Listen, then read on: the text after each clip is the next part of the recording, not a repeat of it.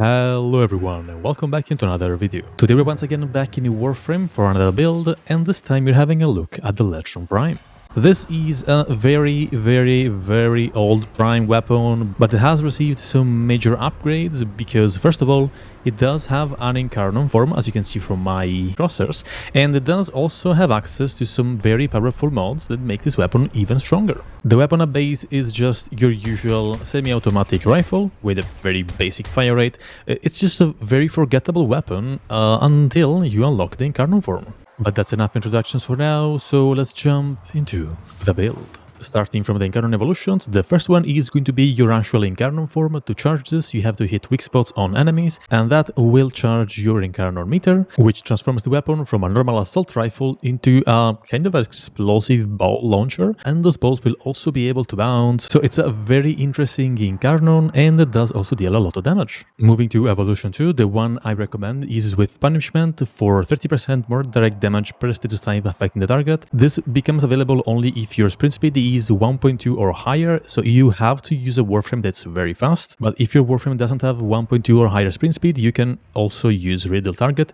The damage is very similar, but I do recommend this one because it does deal more damage. Evolution 3 becomes more of a personal choice because you can choose between negative 60% weapon recoil, 15 more base magazine, or negative zoom, and these are all very random buffs. I prefer negative recoil just so my weapon becomes more accurate, but honestly they are all very similar and you can choose the one you prefer. And finally, for Evolution 4, I went for Critical Parallel. This increases your base crit chance by 24% and also adds another 0.2x multiplier to your crit damage. The other option is 100% more headshot damage, and this is very good for your primary fire but does perform a bit worse for the Incarnon mode. And finally, Flancing Spikes sounds very powerful because it does remove 20% of armor per puncture status affecting the target, so it can actually armor shape, but we have other ways to do this, so it's not that important. And that means we can actually invest in more damage, like with Critical Parallel. Moving to the base stats, the primary mode has a fire rate of 4.17 with a magazine of 15. Reload is a bit long at 2.4 seconds, trigger is semi, and Raven disposition is 4 out of 5, so if you have Ravens for this weapon, they are actually going to be very good, so I do suggest getting one if you can, and try and roll more crit chance, crit damage, or multi-shot. Those are probably going to be the best stats. The base crit chance is insanely high at 46%, critical multiplier is 3x, so it's above average, and status chance is 26%, which makes this weapon actually able to apply statuses, and it will mostly apply puncture because it's the highest damage type. Moving to the Incarnon form, the fire rate is now 3.33, trigger is still semi, and this is very important, and you can get a maximum of 40 charges on your Incarnon form. Base crit chance is 68%, which is massive, and it makes it very easy to actually reach red crits, which is perfect. Critical multiplier is also very high at 3.6x, and status chance goes all the way up to 30%.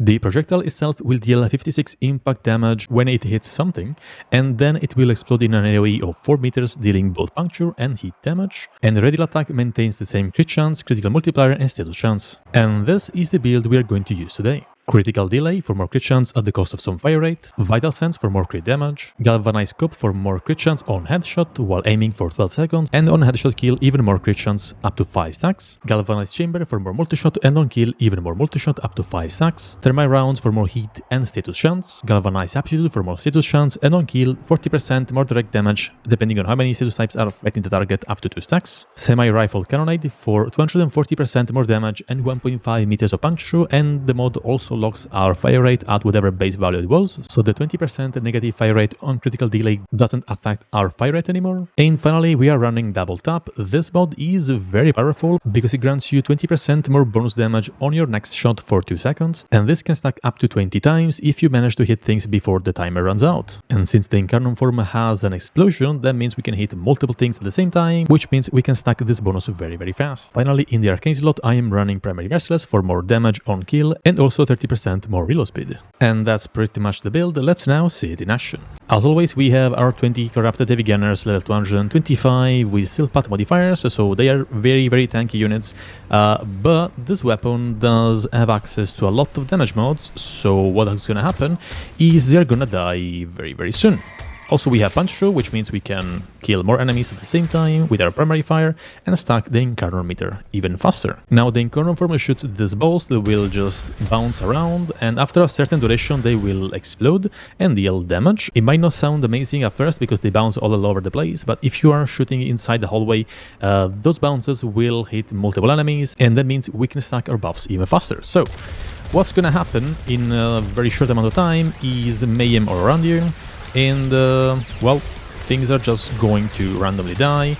There's gonna be balls running around and bouncing all over the place, which is entertaining and also very noisy, so that might be a problem, but the weapon is able to kill everything if we actually do that in a shorter amount of time. So let's reset, let's grab our Incarnon.